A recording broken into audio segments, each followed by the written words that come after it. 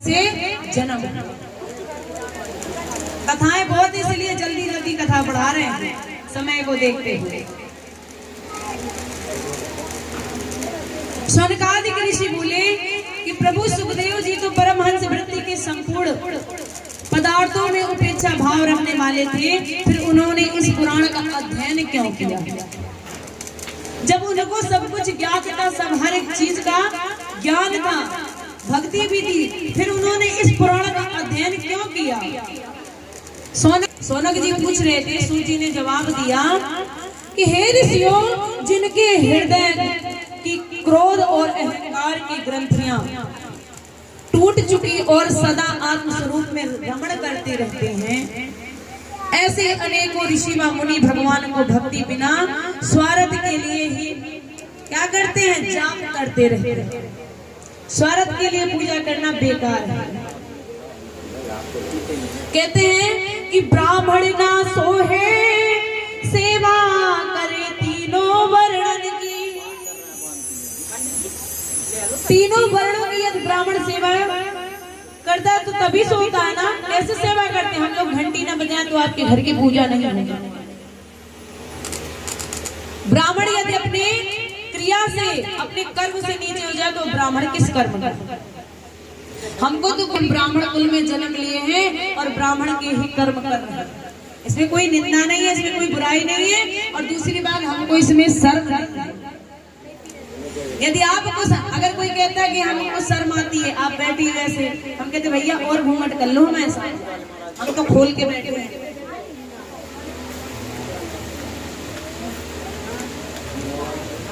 उसी तरह छतरी ना सोहे हाथ जोड़े खड़ो जंग में। यदि कोई छतरी है, हमने पिछली बार कहा था, यदि कोई ललकारे और वो हाथ जोड़कर खड़ा हो जाए तो छतरी हो ही नहीं सकता। छतरी तो वही होता है जो रण में, जंग में ललकार होने पर तुरंत अपने अस्त्र शस्त्र को संभाल ले और खड़ा हो जाए। विधवा ना सोहे जो भूषण सजावे अंग। विधवा नारी को यह श्रृंगार शोभा नहीं देता। परंतु आजकल तो हम यही देखने में समझ में नहीं आता कि कौन नार विधवा है, कौन नार सुहागन है। और दूसरा कारण ये है आजकल कि पर पुरुष जो होते हैं उनकी दृष्टि गंदी रहती है, इसलिए वो बेचारी कुछ तो श्रृंगार करना शुरू कर दिया। दो सच्चाई छुपी है। एक तो विधवा, कुछ विधवाएं अपनी बचाव के लिए श्रृंगार करना शुरू कर दिया। पूछो कैसे?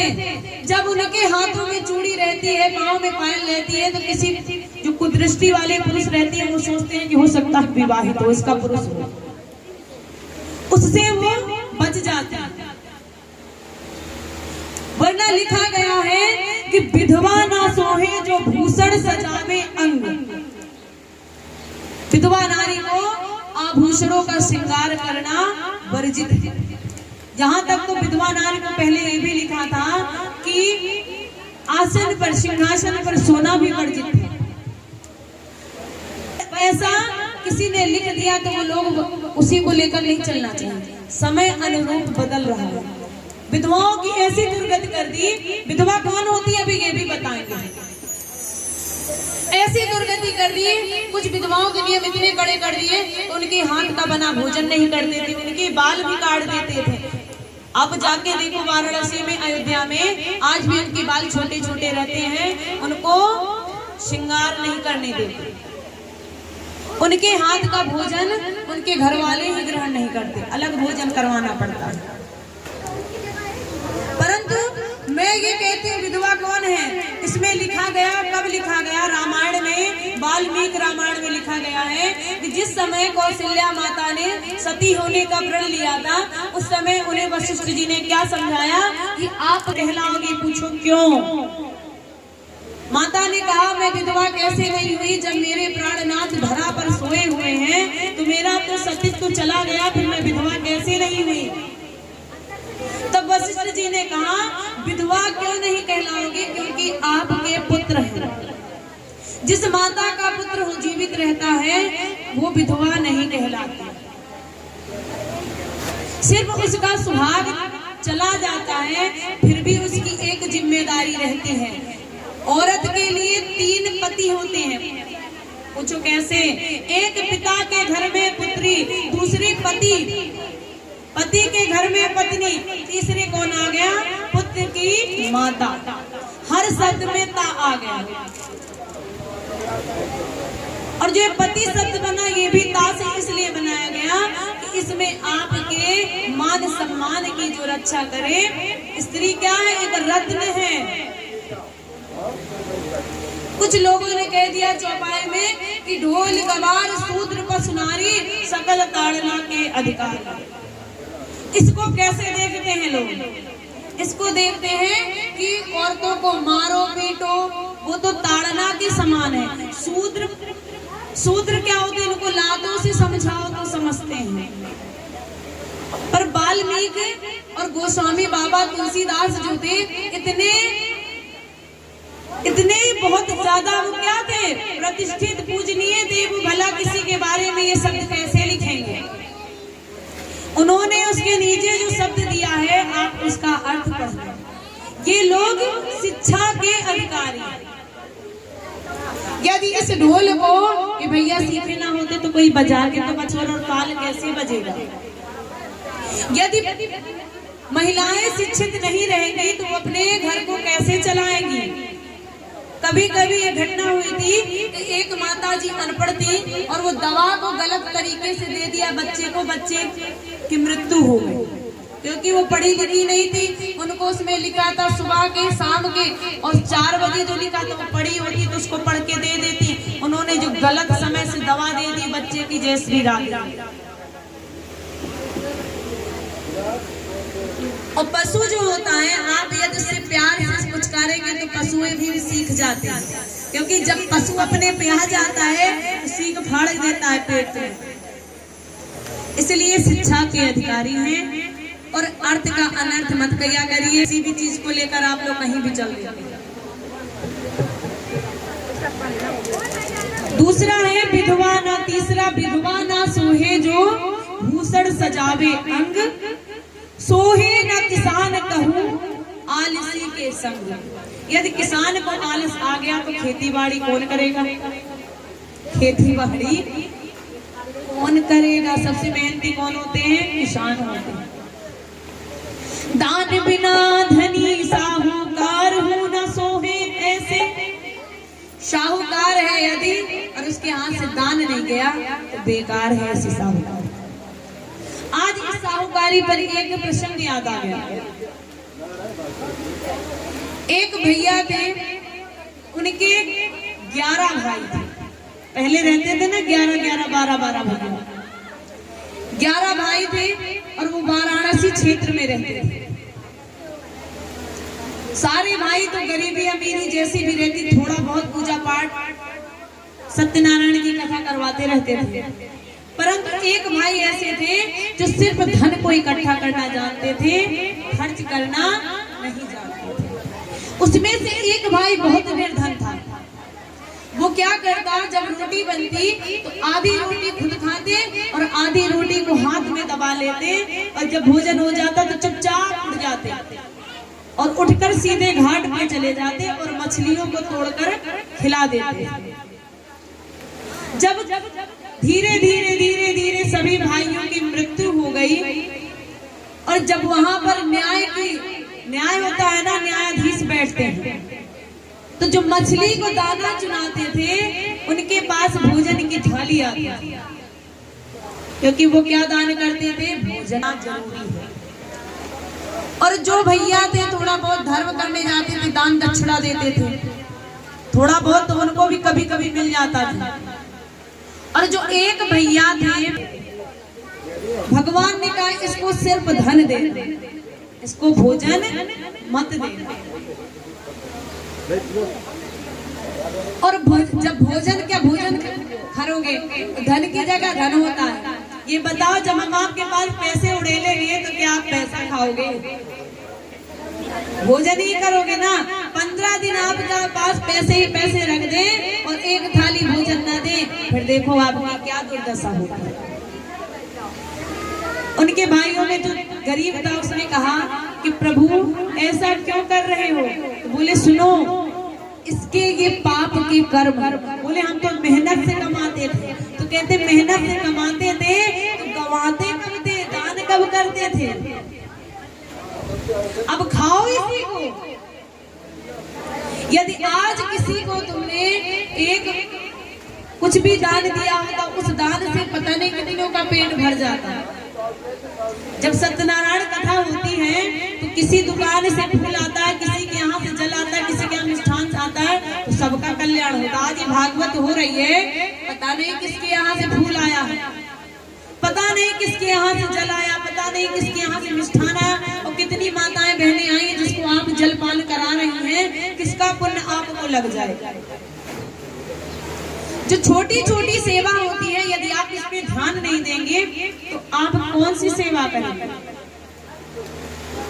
जब पांडवों ने बहुत बड़ा यज्ञ किया था तो सबके कार्य बढ़ गए थे और कृष्ण को कोई कार्य नहीं मिला था, तो उन्होंने कौन सा कार्य लिया था? पत्तल उठाने। कौन सी पत्तल? झूठी पत्तल। और आकर जब युधिष्ठिर ने हाथ पकड़ा कि नहीं हम ऐसा नहीं करने देंगे आपको, तो बोले सुनो, सबसे बड़ा आप लोगों ने कार्य ले लिया, अब ये कार्य हम लेंगे। झूठे बर्तन तो हम ही उठाएंगे, जो झूठी पत्तल है इसको हम ही उठाएंगे। आजकल मानता है कि हमने तो इतना बर्तन धो लिया, मेरे नहीं बस का, और डिस्पोजरों में चाय पिलाना और पानी पिलाना शुरू हो गया। जब पीतल और तांबा चलते थे तो रिश्ते कायम रहते थे, सम्मान भी, क्योंकि पीतल तांबा बहुत जन्म जन्म तक चलता है, तो उनका रिश्ता भी जन्म जन्म तक है। उसके बाद आ गया स्टील, तोड़ो खाओ पियो, फूट गई तो कोई काम का नहीं। जब तक जरूरत है यूज किया, नहीं फेंको, आप कोई काम के नहीं। 2-5 रुपये मिल गए तो जय श्री राधे भैया आओ ठीक है, उसके बाद में कोई मतलब नहीं। और उसके बाद क्या चला? कांच का, कांच में पियो, फूट गिर गया तो फूट गया, कुछ दिन रिश्ता चला, जिस दिन टूटा सो टूट गया। उसके बाद आ गया डिस्पोजल, ये पियो और फेंक दो। हम आपके दरवाजे आए, ऐसी राधे हुआ, खाए पिए चल दिया, अब हमें आपसे कोई मतलब। सत्य है ना? क्योंकि जैसे भोजन जिसमें करेंगे, पहले सोना चांदियों में भोजन करते थे, और एक दिन राजा महाराजा एक ही थाली भोजन करते थे, उसके बाद दूसरी आती थी, क्यों? उसका दान कर देते थे। और चांदी सोना तो कोई फेंकेगा नहीं, सब उठा के रख लेते। सूत जी ने कहा, हे ऋषियों, अब मैं तुमसे राजश्री परीक्षित के जन्म कर्म और मुक्ति के विषय में बताता हूँ, जिससे श्री कृष्ण भगवान की मधुर लीलाओं का अवलोकन होगा। जब कौरव और पांडवों का युद्ध हुआ और कौरवों की सेना को समाप्त कर दिया पांडवों ने, तो कौन बचा था? दुर्योधन को जब भीष्म ने मारा था तो यहाँ से मारा था, जंघा ही तोड़ दी थी। और जब जंघा तोड़ दी थी तो दुर्योधन डला यही सोचता कि मेरी इतनी दुर्गति हो गई, अब इससे अच्छा मृत्यु ही हो जाती। पर उसके मन में कौरवों के, पांडवों के प्रति इतना मन में अभी भी भरा था कि ये मिल जाए मैं इनको मार डालूं। इसलिए कहते हैं कि बहुत पसारा मत करो, कर थोड़े की आस, और बहुत पसारा जिन किया वे भी गए निराश। अरब खरब लोग उदय अस्त लो राज, तुलसी जो निज मरण है तो अब कहीं मरते वक्त से तुलसी दल रखा जाता है आपके मुंह, अरब खरब नहीं आता। जब कोई मरने लगे, ज्यादा चाहत है पैसे की, तो उसके मुंह में पैसे ठूस देना, सोने चांदी, कहते ले जाओ, देखो लेके जाता है कि नहीं।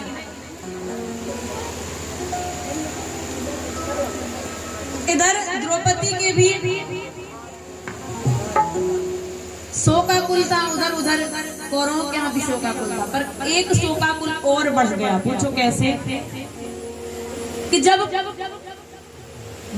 दुर्योधन मरा नहीं था, जीवित था, तो अश्वत्थामा मित्र था दुर्योधन का, मिलने गया तो उसने सोचा कि आज चले अपने मित्र से मिले, उनको कुछ प्रसन्नता भरी बातें बता। तो क्या बोले कि सुनो दुर्योधन, मैं आपकी कसम मतलब सौगंध खाकर जा रहा हूँ कि मैं 5 पांडवों का सिर काट कर लाऊंगा और आपके सामने रख दूंगा। तो बोले जब वो रख दोगे तो मेरी आत्मा कहेगी मैं परलोक सिधार दूंगा। अश्वत्थामा ने क्या किया कि जहां द्रौपदी पुत्र जो पांडव की थे सो रहे थे वहां पहुंचे। क्या हुआ था, कृष्ण जी की लीला थी, जिसके साथ बांके बिहारी रहता है उसको मारने वाला कोई नहीं। बाल न बांका होता उसका, जिसका रक्षक कृपा निधान। इसलिए कहते मारने वाला है भगवान तो बचाने वाला है। इधर दुर्योधन ने क्या किया, जब कहा कि जाओ अश्वत्थामा से और मेरे सामने उनके सिर लेके आओ तब मैं मुक्ति पा जाऊंगा।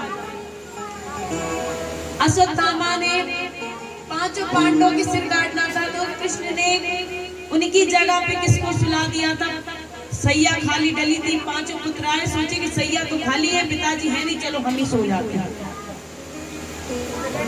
और उस जगह पर जो 5 पांडवों के पुत्र थे वो पांडवों की तरह ही दिखते थे, उसी सैया पे सो गए। कहते नींद में किसी को मारना सबसे बड़ा पाप होता है, भोजन करते वक्त किसी को नहीं मारना चाहिए। आजकल तो आए भोजन अच्छा नहीं है फेर दिया और मारने पड़ने शुरू। वो राक्षस है। कौन है वो? राक्षस है। जीते जी मनुष्य की योनियों में भी वो राक्षस है। और जब 5 पांडवों के पुत्रों के शीश को लेकर गए किसके पास, ढककर कपड़े से, किसके पास, दुर्योधन के पास। और जब कपड़े को बोले देखो सखा मैंने 5 पांडवों के शीश को काट कर ले आया। और जब जैसे देखा कपड़े को हटाया तो तुरंत दुर्योधन परलोक सिधार गए। दुर्योधन को आशीर्वाद था कि तुम्हारी मृत्यु तभी होगी जब तुम्हें बराबर का सुख और बराबर का दुख, तभी तुम्हारी मृत्यु होगी। अब सुख भी बराबर कैसे हुआ कि मेरे 5 पांडव दुश्मन मारे गए, और दुख कैसे हुआ कि जो ये 5 संतानें जीवित थी जो हमको आज तर्पण करती, पानी देती तो हम तिर जाते, वो भी मर गए। इधर द्रौपदी करुण क्रंदन करके रो रही थी। अर्जुन ने कहा द्रौपदी मैं प्रतिज्ञा लेता हूँ कि जब तक तुम्हारे पुत्र के हत्यारों को पकड़ कर नहीं लाऊंगा तब तक मैं तुम्हें अपना मुख नहीं दिखाऊंगा। अश्वत्थामा भयभीत हो गया और भागा। भागते भागते थक गया, परंतु क्या हुआ, जब अपने प्राणों की रक्षा करनी पड़ी तो ब्रह्मास्त्र चला दिया। ब्रह्मास्त्र ऐसा था कि उसको कोई रोक नहीं पाता, परंतु अर्जुन के पास भी ब्रह्मास्त्र था। कृष्ण ने कहा तुम भी छोड़ दो ब्रह्मास्त्र।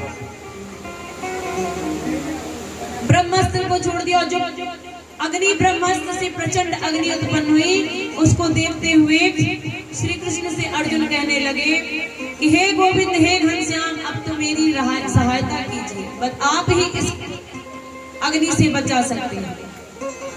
इस समय आप ही सहारा हैं।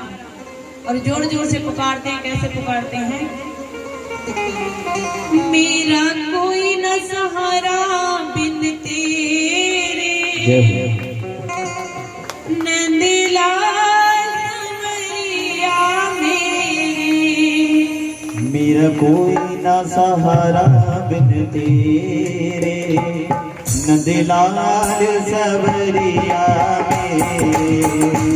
मेरा कोई न सहारा बिन तेरे, नंदलाल सवरिया मेरे।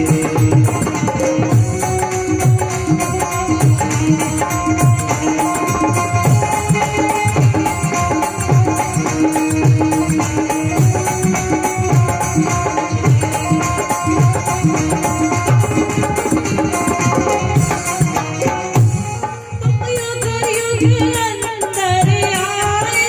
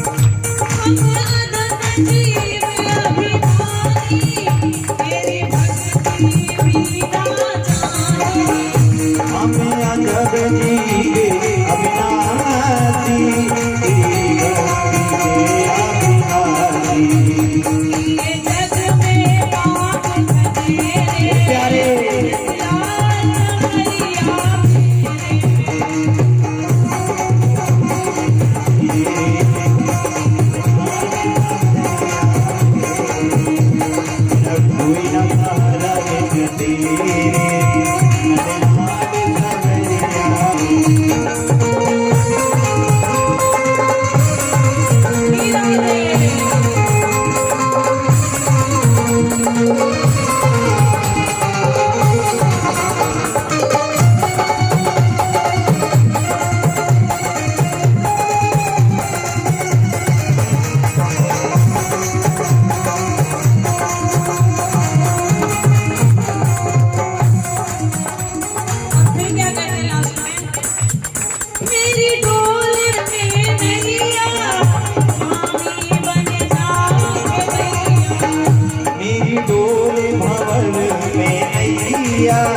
प्रभु बन जाओ तुम भी भैया मैं तो आने बड़ा कर तेरे लाल सवरिया मेरे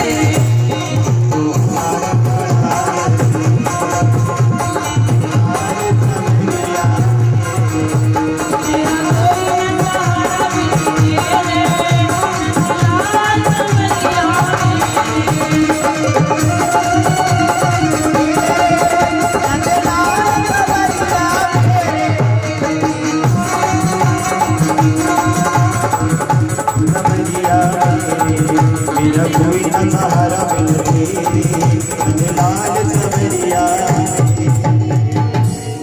लाल सवरिया मेरे। किसी का कोई सहारा नहीं है, सच्चा साथी यही है।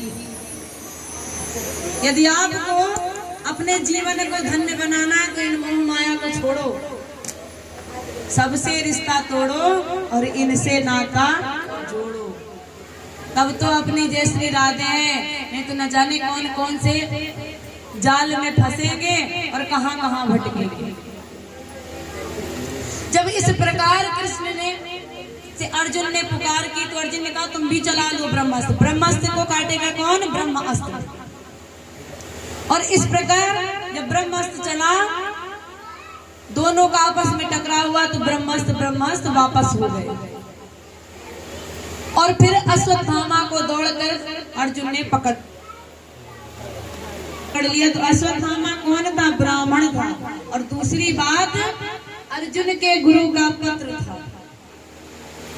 हमने कल ही कहा था कि ब्राह्मण को मारना नहीं चाहिए, वो आपका हत्यारा ही क्यों ना हो, पर ब्राह्मण को मारना नहीं चाहिए। क्योंकि कहा गया है कि मत्तम प्रमत्तम उन्नमतम सुपतम बालम स्त्रियं जड़म प्रपन्नम विरथम भीतम ना रिपुम हंति धर्मवित। शराब पीकर जो मतवाले हुए हों उनको भी मारना नहीं चाहिए, क्योंकि उनको यही नहीं पता कि मुझको मार कौन रहा। क्योंकि मरते हुए प्राणी की इच्छाएं पूछी जाती हैं, उनकी तो सारी इच्छा उनके मन में ही रह जाती है, क्योंकि वो तो नशे में धुत हुए। और दूसरी बात, असावधान, जो असावधान है, जो आप तो युद्ध कर रहे हो आप तो सावधान है, पर वो असावधान बालक को, सोए हुए बालकों को भी मारना पाप है। बालक को क्या, किसी को भी मारना पाप है। स्त्री, उद्यम न करने वाले शरणागत को, जो आपकी शरण में आ जाए और फिर आप उसको मार दो, उसको भी आप उससे भी बड़े हत्यारे।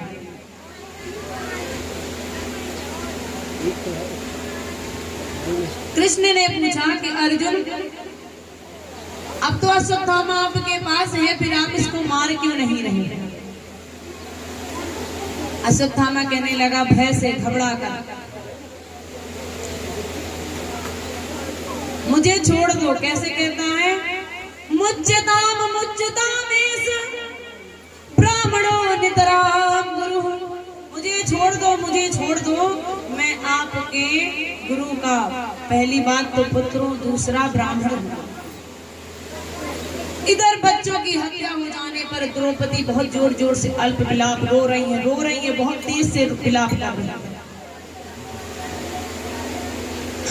और फिर जब उनके पास अश्वत्थामा को लाया गया द्रौपदी के पास, तो द्रौपदी और जोर से रोने लगी।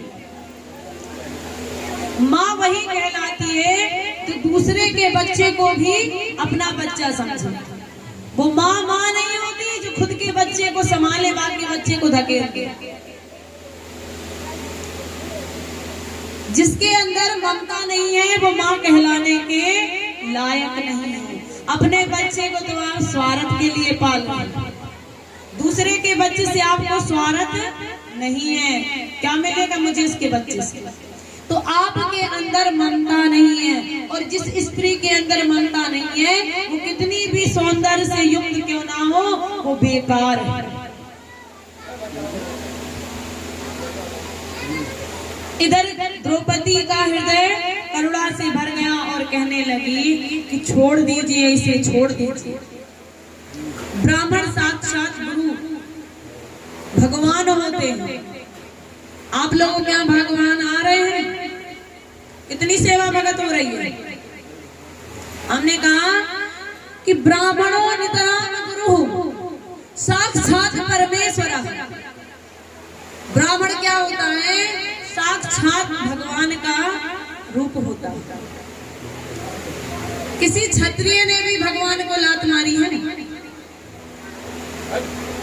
किसी और भी वंश के लोगों ने या वर्ण के लोगों ने भगवान को लात मारा? नहीं मारा। सही ब्राह्मण एक ऐसा है, भृगु ऋषि एक ऐसे थे, इसको लात मार दिया जाके, सोते हुए नारायण की छाती पे लात मार दिया। आजकल तो लोग ब्राह्मणों को छोड़ के अपने अपने वर्णों के लोगों से कथा भागवत सुनना शुरू कर दिया। कहते हैं कि बाल्टी कुआं में जाती है तो पानी ऊपर आता है, ना कि कुआं ऊपर आता है बाल्टी को भरने के लिए। कुआं प्यासे के पास जाता है या प्यासा कुआं के पास जाता है? जब आप भागवत पुराण अपने धर्मों से सुन रहे हैं तो मरने पर और बच्चे होने पर अपने ही धर्मों से क्रियाकर्म भी करवाइए ना। ब्राह्मणों की आवश्यकता ही क्या है? संत बनना किसी भी धर्म में जायज है।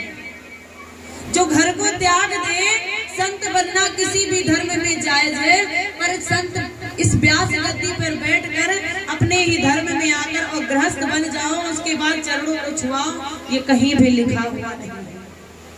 ब्राह्मणों मुखम भागवतम पिबन्तिम, ब्राह्मण के मुख से भागवत के रसपान को पीना चाहिए। हम कहें कि हम तलवार उठा लें,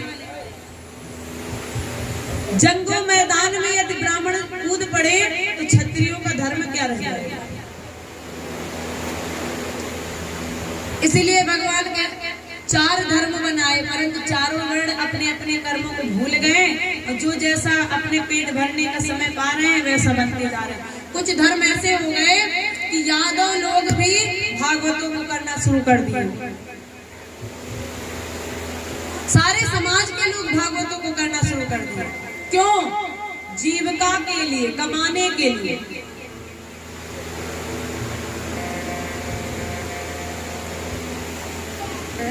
परंतु मेरा ये कहने का मतलब है कि करवाता कौन है? आप लोग करवाते तो आप ही हैं। कुशवाहा समाज है, रघुवंशियों की समाज जैसे आप हैं, उनमें अपने समाजों से ही पानी पे हम भैया बोलते हैं। फिर ब्राह्मणों सत्यनारायण काहे को बुलवाते हैं? वो भी मत बुलवाओ। सत्यनारायण का संकल्प, ब्राह्मण ही एक ऐसा है जो वेद पाठी है और वही संकल्प ले सकता है। बाकी किसी को संकल्प लेने का अधिकार नहीं है। वेद पढ़ने का अधिकार सबको मिल जाएगा, परंतु इस व्यास गद्दी पे बैठने का अधिकार सिर्फ एक ही धर्म है। आजकल लोग जहां बन गए दूर देश से आ जाते हैं और ब्राह्मण बन के संत जटा रखा लेते हैं, बाबा बन जाते हैं और आपके घर में आपको भ्रष्ट करके चले जाते हैं। रामायण में पूरा लिखा हुआ है वृतांत। रामायण पढ़ोगे तो सबसे पहले रावण के श्राप में आपको पता है कैसे हुआ था।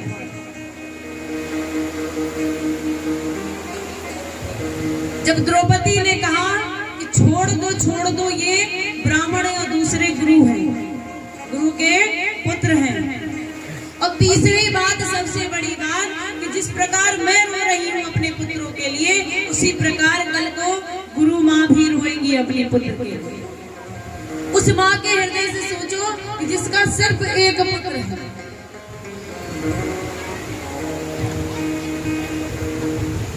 तो कृष्ण से बोले कि बताओ अब इन्हें क्या सजा दी जाए। पहली बात तो ये भी, हत्या तो की है इन्होंने, दंड तो इनको मिलना चाहिए। कृष्ण ने कहा सुनो, ब्राह्मण को मारो नहीं, सिर्फ इसका तिरस्कार कर दो। अगर सच्चा ब्राह्मण है और उसका अपमान हो गया तो वो उस अपमान को सह नहीं सकता, उसी वक्त वो मर जाता है। ब्राह्मण कैसा भी हो, गरीब भी है, कैसा भी है, उसके वस्त्रों को मत देखो, पर यह देखो कि वो है तो ब्राह्मण। सूर्य कहने लगे कि हे ऋषियों, अर्जुन ने भगवान का अभिप्राय जान करके, जब भगवान ने कहा परंतु इसको सजा तो मिलनी चाहिए, क्या किया कि अश्वत्थामा के मस्तक पर मणि थी, उस मणि को निकाल लिया, छीन लिया और स्थान से निकाल दिया। जाओ अब तुम, छोड़ दिया हमने। अश्वत्थामा तो ये बात सह नहीं पाए, बहुत और ज्यादा क्रोध भर गया। क्या होती है कि जो नीच प्रकृति के पुरुष होते हैं उनका अपमान कर लो तो वो और भी बदला लेने की सोचते हैं। हम सोचते हैं कि इनको क्षमा कर दिए। फिर उसके बाद सभी ने बालकों का दाह संस्कार किया और युधिष्ठिर महाराज को राज सिंहासन पर बैठाकर अश्वमेध यज्ञ कराकर सबके द्वारा सम्मानित होकर के रथ में बैठे ही थे कि उत्तरा रोती हुई आई, दौड़ती हुई और कहने लगी, पाहि पाहि महायोगिन देव देव जगत पते, नान्यम दुर्भयम पसे यत् मृत्यु परस्परम। हे जगतपते, हे देव, हे महायोगिनी, मेरी रक्षा करो, मेरा भय दूर करने वाला और कोई नहीं है। संसार के जिए तो मर, मेरे मृत्यु के पश्चात त्रस्त हैं जो सारे मृत्यु से त्रस्त हैं, ये दूसरे की रक्षा क्या है। अभी खुद को कहते हैं तुम्हें सांप डसने वाला है तो पहले पीछे हो जाएंगे, भैया हम क्यों मरने जाए, तुम्हें डसने वाला हम क्यों आगे जाए, तो ये हमारी रक्षा क्या करेंगे। तो हे गोविंद, आप मेरी रक्षा करो। इसलिए हम लोगों को रोज चौपाई पढ़ना चाहिए। कहते रामायण सब लोग घर में पढ़ाया करो और पढ़ा करो, अपने अपने बच्चों को एक एक घंटे बैठाया करो रामायण के लिए। जितना मेकअप ब्यूटी पार्लर में समय देती हैं उतना 1 घंटा समय अपने बच्चों के लिए निकालो। हिंदू धर्म में रामायण अति आवश्यक है और गीता का तो पाठ बहुत ही आवश्यक है। हम लोग चौपाई क्या करते हैं कि दीन दयाल बिरद संभारी हरहु नाथ मम संकट भय। कहा कि हे प्रभु, या अश्वत्थामा का अस्त्र चाहे मुझे जला दे पर मेरे गर्भ का नाश ना हो, क्योंकि अश्वत्थामा ने जो अस्त्र छोड़ा था वो उत्तरा के गर्भ को नष्ट करने वाला था। उत्तरा के ऐसे विहल वचन को सुनकर भगवान जान गए कि पृथ्वी को पांडव वंश विहीन करने के लिए पुनः अश्वत्थामा ने फिर से छोड़ दिया था, ब्रह्म अस्त्र का संधान किया। और फिर क्या हुआ कि भगवान उत्तरा के गर्भ में जाकर चक्र स्वरूप किसकी रक्षा की, उत्तरा के गर्भ की रक्षा की।